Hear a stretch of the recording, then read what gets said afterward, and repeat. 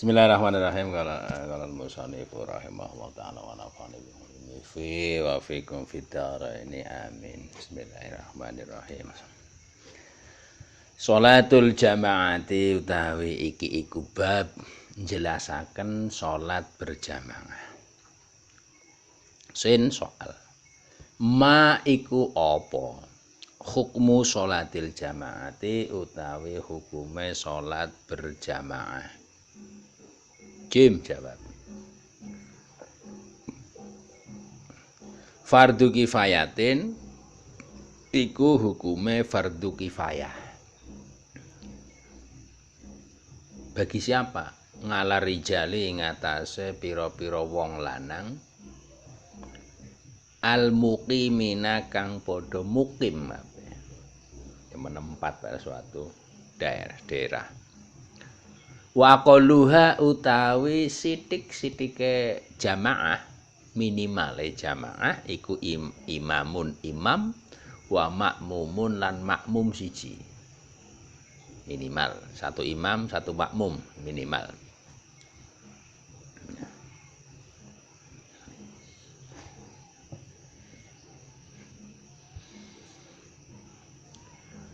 Sin soal kam iku pira? Ada berapa? Surutuha utawi syarat-syarate jamaah. Lah apa jamaah yang penting ada imam makmum? Iya, tapi kan perlu syarat. Anda tidur saja perlu syarat ya. Apa enggak perlu syarat? Hah? Perlu syarat. Apalagi Anda kucing saja tidur perlu syarat toh. Jadi kucing mau tidur kan juga cari tempat so, kira-kira nyaman untuk dia tidur toh. Kalau kita kok tidur asal geletak berarti ora memenuhi syarat. Kalah karo kucing. Ya. Ya. Berapa? Kalau kayak gitu terus berapa syaratnya? Jim jawab sabngatun utawi syarate jamaah iku ana 7. Ya. Supaya imam dan makmum sholatnya bareng dan dihitung jamaah. Dihitung jamaah sehingga nanti menghasilkan sholatul jamaati tafdhulu sholatil fadhi bisabngin wa arba'in wa sabngin wa ngisrin ya. Darajah supaya sholat jamaah ini melebihi sholat sendiri 27 kali syaratnya itu. Al awalu tekang awal iku ayan wiya yen to niat sapa al makmumu makmum niat al iqtidaa ing manut bil imami kelan imam.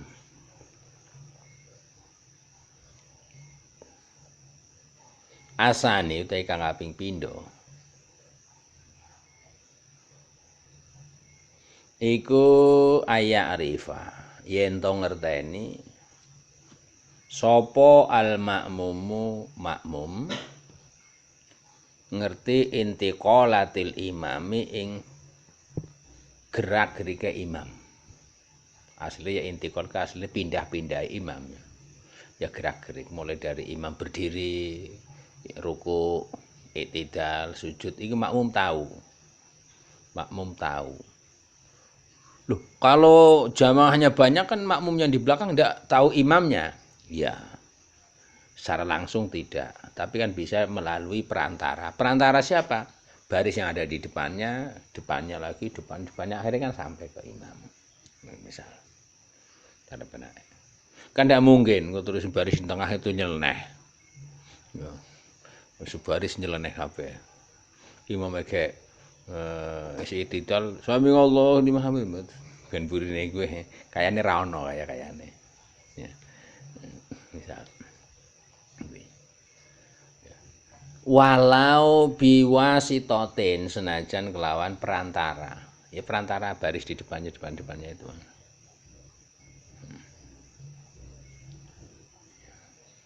Lah bagaimana jika makmum yang di belakang ini tahu gerak-geriknya imam hanya melihat layar TV? Kira-kira gimana? Nggak ngerti, aba-abane juga nggak ngerti, nggak ada jalur untuk menuju imam ini. Kira-kira bagaimana? Ya. Kalau murni kayak gitu ya terputus ya. Ketika kemarin ke Bali itu di Masjid Agung Singaraja di Serambi ada itu layar TV 2. Meskipun pagar tembok yang pembatas Serambi ya, kaca kacanya saya tidak ada itu bisa melihat baris depan-depannya tidak ada. Sehingga yang di Serambi ya perlu imam melalui layar TV ya. Layar TV 24 in ya salah apa berapa apa 21 in ya bagus juga sih, bagus juga sehingga kan pengerasnya juga bang, kalau tidak salah membran di menara ini kayaknya ada 8 tidak salah membrannya di Singaraja Bali.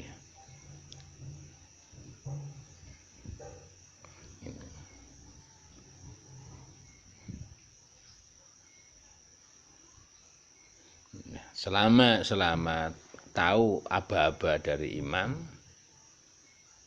tidak apa-apa. Kalau disempurnakan dan melihat TV itu mau tidak apa-apa, tidak apa-apa. Tapi kalau hanya murni melihat layar TV tok dan tidak nyambung, ya tidak boleh. Misal besok Anda ketika taraweh ya makmum karo RCTI misalnya supaya bisa taraweh dengan orang-orang di Mekah. Nah ini beda masalah karena sudah tempatnya sangat jauh, lebih dari 300 dirok dan untuk menuju ke sana nyambungnya ya sangat sulit ya. Sangat sulit ketika kita maju melaku.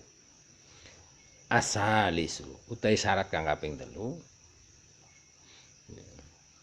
iku ala yataqaddama yento ora luwih maju, ora majoni ya luwih maju lah sapa al makmum ngalal imami ngatasé imam fil makane dalam panggonane. Jadi melihat garis ya, lurus ini kalau di garis lurus podo dengan sejajar ya. Ini sekarang bagaimana jika kira-kira ya imamnya agak nyerong kayak gini, makmumnya kayak gini, kira-kira gimana ya? Misalnya kalau imamnya ke sana terus makmumnya ke sana. Nah ruangnya ombo, seandainya ini garis lurus sini menggunakan 90 derajat ya, imam sana untuk sini, imam makmum yang kayak gini juga dibuat lurus 90 derajatan gue, kira-kira nanti bagaimana? Pendapat saya lah ya, kalau masih dalam satu kotak masjid ya. Nah kalau nanti judulnya kok makmumnya kan berarti kan kalau ke sana kan nanti kan garisnya ini kan ke sana. Nah imamnya ini garisnya ke sini, ketemu di sini. Mau sinangkon lebih ngarep batinnya. Kira-kira bagaimana? Nah, itu ya kalau untuk hati-hati ya. Tapi ya tugasnya yang jelas kalau per individu ya, per individu ya antara makmum karo imam. Tapi lebih baiknya juga posisi menghadap ya kalau bisa juga lurus. Ya. Maksud sampai nunggang bis supirnya mengarep sampai mengo merono padahal uruh ngarep kayak cah wedi ini. Ya, yang jelas nanti ditinjau dari posisi tempat berdirinya makmum karo imam tidak, makmumnya tidak lebih ke depan. Nah, kalau cara fikih yang lain klasik khususnya masih Nanti yang perhitungan ketika berdiri, ini manusia pada umumnya kalau berdiri ini apa yang menjadi anggota penopang fisik ketika berdiri. Itu yang jadi ukuran. Apa berarti? Tumit, tungkak. Ini kan kalau berdiri kan yang pernah tekan kan nanggon tungkak lah. Tidak maka itu. Meskipun nanti tumitnya makmum lebih ke belakang. Misal dari tumit atau tungkake imam. Nah, drijine luwih nang ngarep, ora masalah. Minimalnya. Yang bisa syukur ya namburine kabeh. Ketika berdiri. Nah, ketika duduk ini ya pantatnya. Pantatnya piye? Dengkule luwih maju apa-apa. Yang penting pantatnya tetap di belakang imam. Kalau tidak salah kayak gitu pakai yang lain. Ya. Ini yang ketiga. Yang keempat apa? Ar-rabingu utawi syarat kang kaping 4 iku ya keruba. Yen to nyedak sapa makmum minhu saking imam fi ghairil masjidi ing dalem sakliyane masjid. Kalau dilihat masjid di selain tempat-tempat yang dikhususkan untuk sholat. Tujuannya apa? Ya, supaya nyambungnya jelas, kemudian terus supaya tidak terhalang oleh orang, karena ketika makmumnya karena dengan makmum dengan imamnya terjauh bisa dikira dia tidak lagi jamaah, maka dengan yang lewat sehingga sering terhalang kehusuannya barangnya, bisa jadi itu satu. Yang berikutnya ya juga nanti akan banyak memakan tempat kalau baru jauh-jauhan terus ya.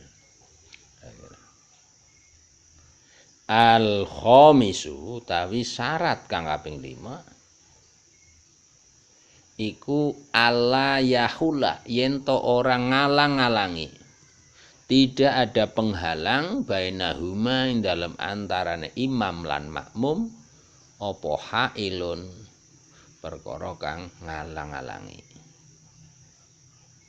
Ya. Misal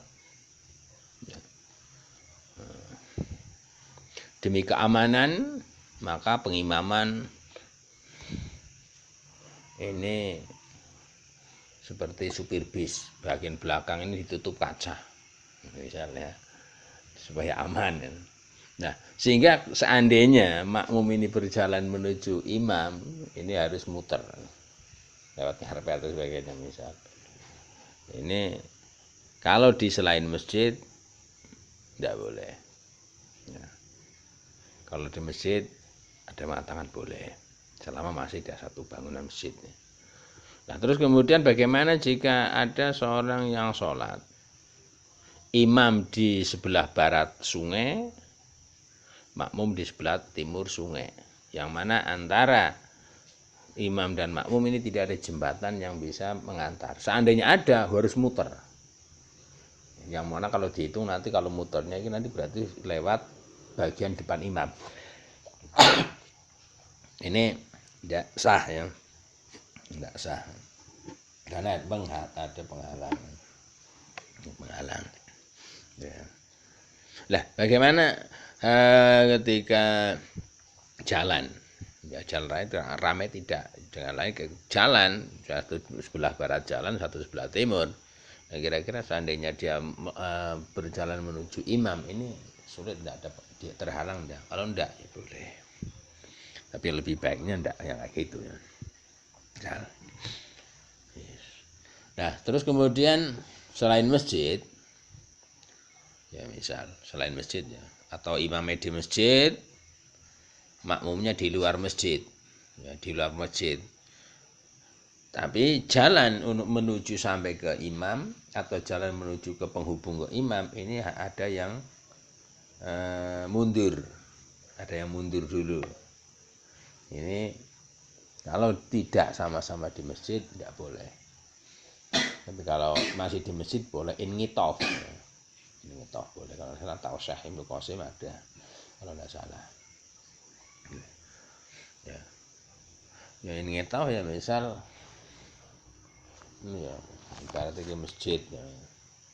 Terus makmumnya kene ada masjid dipakai kaca, lawangnya di sini.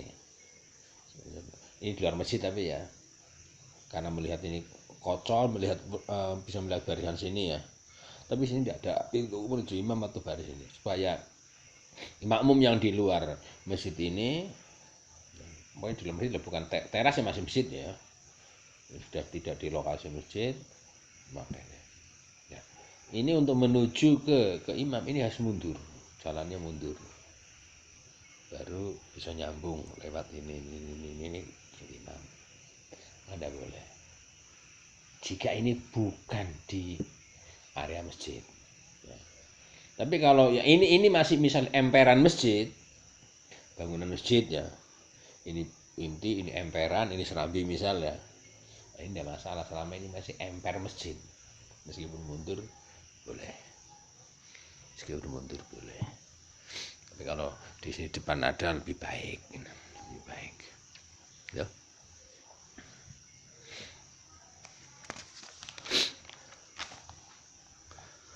Asadisu tawi syarat kang kaping 6. Iku ala yutabi'a. Yento ayat ayutabi'a ya, ayutabi'a yento ngiring-ngiringi sopal makmum imamahu ing imame makmum. Alias apa? Dalam gerakan-gerakan ini jangan mendahului imam. Ya. Mosok cara benake mungkin secara akal. Mosok Anda menjadi penumpang bis kok. Imamnya supirnya belum jalan, Anda jalan dulu misalnya. Cara benake. Terus supirnya bis belum memarkir, Anda sudah parkir dulu. Kira-kira kan. Kira-kira. Maka harus mengikuti ya di belakang imam, lebih-lebih ketika kayak salam, takbiratul ihram barang ini jelas ya, katanya makmum, imamnya belum takbiratul ihram, makmumnya sudah. Kok Anda sudah takbiratul ihram? Ya, biar cepat untuk surga. Nah terus imamnya Anda mana? Nah itu imamnya Anda. Imam apa itu? Imam masbuk. Imam masbuk.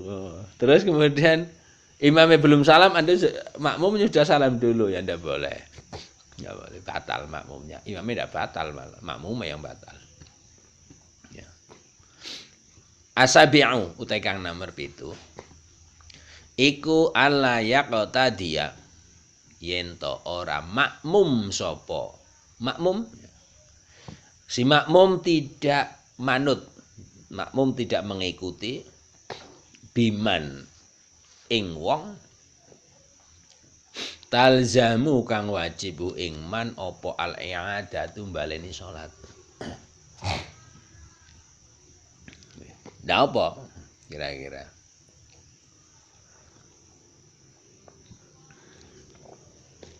Kira-kira kalau dalam fikih besar ini, orang yang melakukan sholat tapi sholatnya nanti wajib ingadah, misal ada seorang yang kena luka di anggota tayamum, di wajah atau di tangan, kemudian diperban ya, diperban. Nah, dia wudu untuk mensucikan dengan air wudu anggota-anggota yang sehat. Terus kemudian tayamum untuk tayamum anggota sing luka. Tapi ketika tayamum yang terkena debu yang mana? Perban itu. Alias anggotanya kan belum kena. Maka ketika itu cara fikih besar ya ingadah sholatnya, karena tidak ada anggota yang belum terbasuh baik ketika wudhu maupun ketika tayamum. Apa ya? Kulit yang ada di dalam perban atau yang tertutup perban. Loh, tapi pasangannya kan dalam kondisi suci. Iya. Tapi batal tau. Ya. Dan itu di anggota tayamum. Berbeda ketika anggota yang luka dan tidak boleh kena air kemudian diperban, ini tidak di anggota tayamum. Wudhu untuk anggota yang sehat, anggota yang sakit dan diperban nanti tayamum. Bagaimana tidak ingadah? Loh, kenapa? Tayamum kan tidak perlu tekan anggota lain, yang penting kan tangan dengan wajah. Mau orang ada perban atau tidak, tayamumnya segitu. Nah, tadi yang tidak boleh kena air dan tertutup luka yang tidak boleh kena air dan kemudian ditutup perban, ini kan tidak di tangan dan tidak di wajah, berarti ya tayamumnya sah, maka tidak ingadah. Nah, tayamum untuk apa? Kalau sudah wudhu ya, wudhu kan tadi belum membasuh anggota yang ada di bawah perban, ya, belum terkena, maka tayamum itu yang untuk istibahati sholahnya gimana? Double ribet. Ya sebenarnya ya dari ribet wae sih. Cuma jarene Firdaus, wa kana insanu aksara sain jadalah ngono ya. Nah ya, sholat jamaah. Simpel ya, nah ben ra kedawan. Kalau semanten dawa telur, rada dawane 4. Ya. Sholatul musafiri utawi iki iku njelasaken salate musafir. Sin soal. Kaifa iku kepiye? Yusolli salat sapa al musafiru musafir. Jim jawab. Ya juzu wenang. Lil musafiri kanggone musafir. Apa qasru sholati zuhri, ngosor salat zuhur. Wal ngasri lan asar, wal isya'i lan salat isya. Rakaatane hale dadi 2 rakaat. Berarti kalau orang jamak antara maghrib dengan isya, berarti maghrib tidak dikosor, ya enggak. Ya, permasalahannya apa? Kalau maghrib dikosor nanti jadi berapa separone? Rano toh ya. Guys, rano sholat setengah rakaat ya rano. Nah, berikutnya menurut saya ya, tapi ya benar atau tidak ngerti. Menurut saya itu juga di situ ada pengetahuan baru. Apa pengetahuan baru? Menurut saya adanya jamak maghrib dengan isya, kemudian didobel dengan adanya kosor, yang dikosor hanya isya tok. Ini cara saya juga menunjukkan nanti bagaimana ketika kita jamak duhur dengan asar, dengan varian duhur tidak kosor, asare kosor. Boleh menurut saya, melihat adanya itu ya, diantar ke sana. Ya, kenapa? Karena boleh jamak duhur karo asar semuanya tidak dikosor, berarti tetap duhur 4, asar 4, boleh toh? Boleh enggak sholat duhur karo asar di jamak? Boleh ya. Dan dikosor semua, boleh. Nah, permasalahan sing kadang jarang yang melakoni, bagaimana jika satu dikosor, satu tidak? Boleh enggak?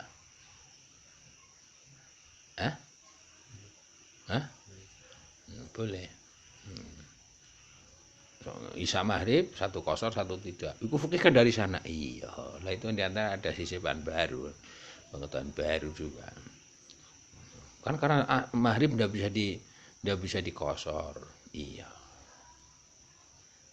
Ini paman saya ndak setuju ya sekarepmu.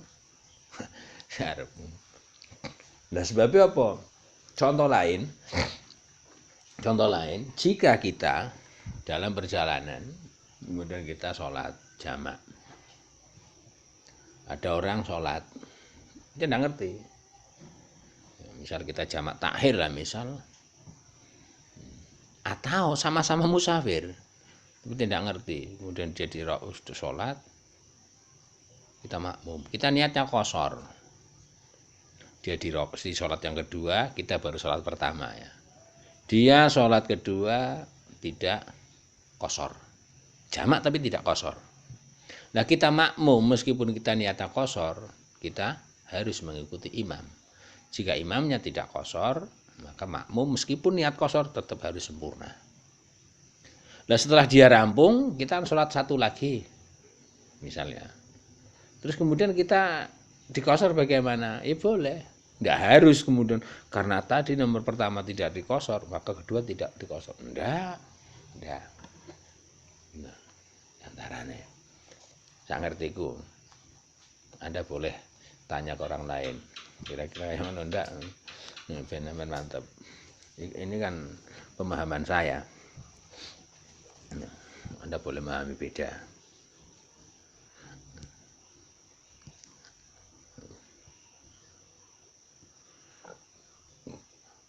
Waya juzu lan wenang boleh lahu kanggone musafir apa ayajmanga yen to jamak sapa musafir az-zuhra ing salat zuhur ma'al asri sartane salat asar boleh wal maghriba lan jamak ing maghrib mangal isya'i sartane isya fi waktin ing dalam waktu wahidin kang siji pada salah satu waktu apa ya takdiman hale jamak takdim au takhiran utawa hale jamak takhir terserah.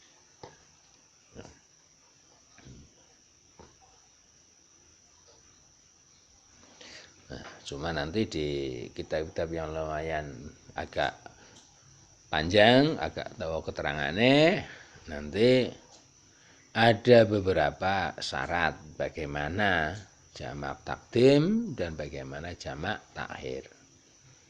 Yang diantaranya ketika kita jamak takdim, maka kita harus sesuai runtut semula. Misal kalau kita jamak duhur dengan asar dengan jamak takdim, maka kita harus sholat duhur dulu baru asar. Tapi kalau jamak takhir, kita boleh asar dulu baru duhur. Kenapa? Karena posisi jamak takhir, ini sholat waktu yang pertama, ini posisinya atau bentuknya tidak ada ubahnya dengan qadha, yaitu menempatkan sholat di waktu yang lain, di waktu setelah waktunya itu habis. Cuma kalau yang qadha ini tidak ada niatan yang diperbolehkan, sedangkan jamak takhir ini ada niatan. Ya. Di antaranya, dan ya masih ada yang lain ya di antara itu ya. Kemudian di antara mana ya tidak boleh qobliyah atau ba'diyah. Di antara duhur karo asar kita sunah dhisik tidak boleh ya. Baiknya sin soal ma iku apa niatu sholatil musafiri utawi niate sholate musafir. Baik, apa sih niat salatnya musafir? Jim jawab, hiya utawi niatu salatil musafiri iku usolli salat sapa ingsun fardhu zuhri ing fardune zuhur rakaataini hale rong rakaat jam'a taqdimin kelawan jamak taqdim au takhirin utawa jamak takhir misal khosron hale kosor lillahi krana Allah taala maulur Allah Allahu akbar sing penake ngono tapi nanti dalam praktek dan mengikuti yang agak gede ya, berkaitan dengan niat jamak ini tidak harus di takbiratul ihram. Ya. Loh kenapa sih? Ya, buktinya nanti. Buktinya ketika kita jamak takhir, niatnya jamak takhir di mana? Sebelum keluarnya waktu sholat pertama, itu niatnya di situ. Nah, karena misalnya, jamak takhir lah nanti sholat maghrib di waktu isya aja Allahu Akbar ngono ndak ada. Dan nanti kita sholat ya ndak niat jamak lagi ndak apa-apa. Tapi niatnya kosor ini dibahas takbiratul ihram sehingga banyak setahu saya di kitab-kitab fikih yang pernah saya lihat mendalami saya belum yang ngedelok tahu rohun. Itu ketika seorang mau kosor tapi ketika takbiratul ihram dia tidak niat kosron hatinya tidak sadar akan kosor dia sudah tidak kosor misal teringat kosor setelah Allahu Akbar rambung kayak niat kosor ini ya tetap tam ya nanti itu sependek yang saya pernah peruh nih barangkali ya saya salah memahami atau saya salah melihat. Ini kelihatan itu. Nah kalau jamak, kenapa? Karena syarat selanjutnya nanti, ketika jamak takdim, ya jamak takdim, ini kita pakai yang gede, agak gede sidik, itu nanti ya, diantaranya, itu bahwa kita musafir boleh jamak takdim selama dia masih di sholat pertama dia sudah menyertakan niat harus jamak. Terserah di bagian manapun, yang penting dia belum selesai dari sholat pertama dia sudah niat jamak. Tapi kalau sudah selesai dari sholat pertama kok dia belum niat jamak ya enggak boleh jamak. Enggak boleh jamak. Misal takbiratul lupa tahiyat akhir mau salam ingat wah jamaah sekalian jamaah takdim artinya niat kayak gitu terus salam langsung boleh lanjut untuk menjamak takdim. Tapi kalau sholat pertama selesai kok belum pernah ada niat ingin menjamak takdim ya tidak boleh jamak takdim.